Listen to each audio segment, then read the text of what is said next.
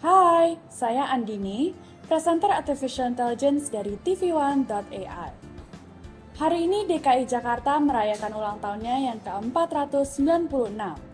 Sebelum nanti berpindah ke Nusantara, Jakarta telah menjadi ibu kota negara dan menjadi pusat pemerintahan semenjak era kolonial Belanda. Nama Jakarta mengalami perjalanan sejarah yang cukup panjang.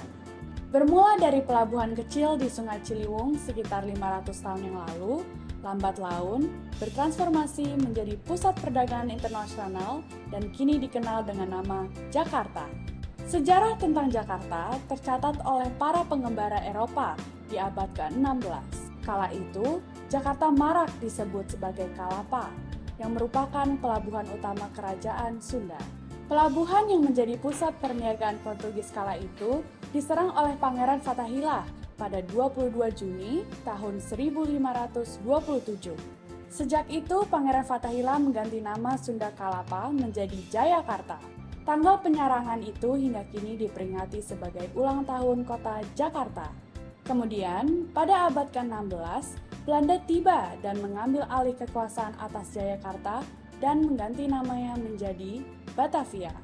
Kondisi geografis Batavia serupa dengan negara Belanda, sehingga pemerintah kolonial Belanda membangun kota dengan kanal untuk melindungi Batavia dari ancaman banjir. Pemerintah kolonial Belanda selanjutnya mendirikan pusat pemerintahan dan memindahkannya ke daratan yang lebih tinggi dengan nama Weltevreden.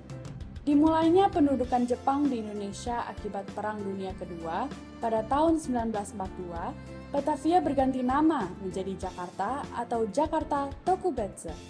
Sejak proklamasi kemerdekaan Republik Indonesia tahun 1945, Jakarta menjadi pusat kegiatan politik dan pemerintahan pada masa awal kemerdekaan. Kemudian, secara resmi pada tahun 1964, Jakarta menjadi ibu kota negara.